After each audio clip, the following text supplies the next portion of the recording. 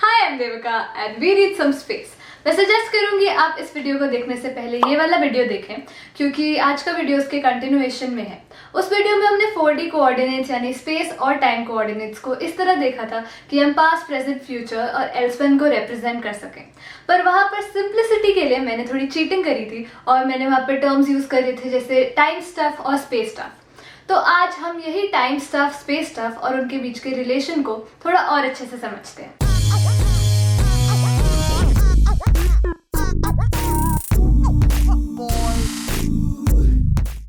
Coordinates में space interval या फिर डिस्प्लेसमेंट का मतलब होता है एक सेट ऑफ कोऑर्डिनेट्स यानी x1 और y1 और दूसरे सेट ऑफ कोऑर्डिनेट्स यानी x2 और y2 के बीच का डिफरेंस। इसका फॉर्मूला बहुत कॉमन होता है और ये एक्चुअली डायरेक्टली पाइथागोरस थ्योरम ही होता है।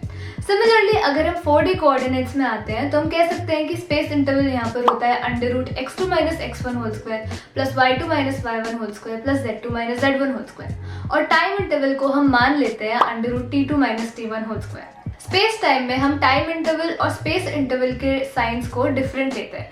तो या तो हम लिख सकते हैं that space time interval is equal to time interval minus the space interval, या फिर हम लिख सकते हैं that it is equal to space interval minus time interval. जब हमने लाइट कोन की बात करी थी तो हमने देखा था कि लाइट के सरफेस पर the time stuff is equal to space stuff.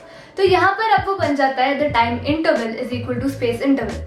इसको हम लिख सकते हैं कि 0 is equal to time interval minus space interval, या फिर 0 is equal to space interval minus time interval. ये दोनों ही इक्वेशन सही है क्योंकि टाइम इंटरवल और स्पेस इंटरवल के साइंस ऑपोजिट है और ये मैटर नहीं करता कि हम इनमें से कौन सा पॉजिटिव लेते हैं और कौन सा नेगेटिव। इस डिफरेंस को हम स्पेस टाइम इंटरवल कहते हैं। पर यहाँ पर एक मिस्टेक है। टाइम का यूनिट होता है सेकेंड्स या फिर मिनट्स या फिर आवर्स, और स्पेस का यूनिट होता है सेंटीमीटर, मीटर या फिर किलोमीटर।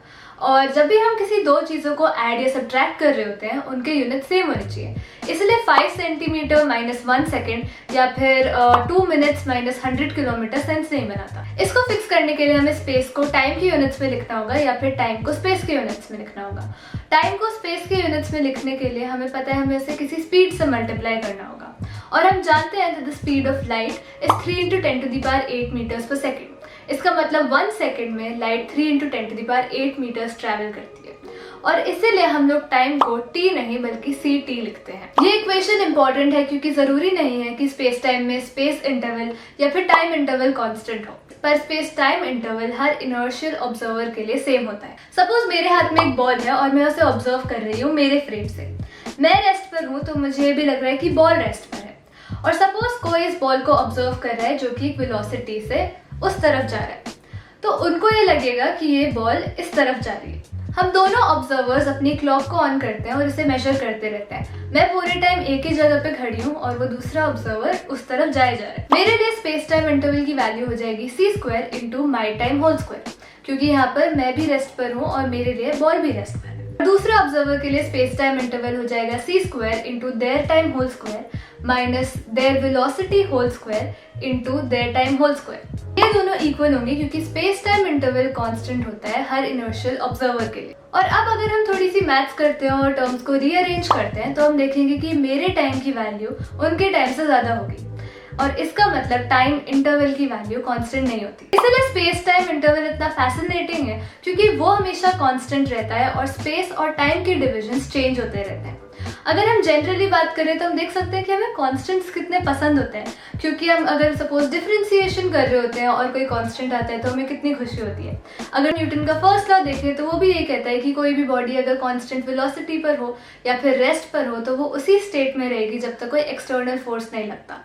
और अगर हम लाइफ में भी देखें तो हमें चेंजेस इतने पसंद नहीं होते हैं और हम चाहते हैं कि सब कुछ कांस्टेंट रहे और सब कुछ अच्छा रहे और सब कुछ सेम रहे। तो हम कह सकते हैं कि जनरली हमें जब भी कांस्टेंट्स मिलते हैं हमें अच्छा भी लगता है और किसी भी टॉपिक की जो अंडरस्टैंडिंग होती है वो और अच्छी होती जाती है। इसीलिए जो स्पीड ऑफ लाइट है वो इतनी इसेंशियल चीज़ है, और इसीलिए जो हमारी इक्वेशन है उसमें स्पीड ऑफ लाइट यूज़ करी गई है और कोई मेरी स्पीड या फिर आपकी स्पीड या फिर कार की स्पीड यूज़ नहीं करी गई, क्योंकि स्पीड ऑफ लाइट सारे इनर्शियल ऑब्जर्वर्स के लिए कांस्टेंट रहती है। आई होप आपको ये वीडियो अच्छा लगा हो। इसमें मैंने थोड़ी डेरिवेशन एंड थोड़ा मैथमेटिकल पार्ट भी करा है, तो आई होप ये ज़्यादा कॉम्प्लेक्स ना हो। अगर ऐसा आपको लगता है तो प्लीज़ मुझे बता देना कॉमेंट्स में। And thank you so much for watching. I'm going to see you next week, and remember, we need some space.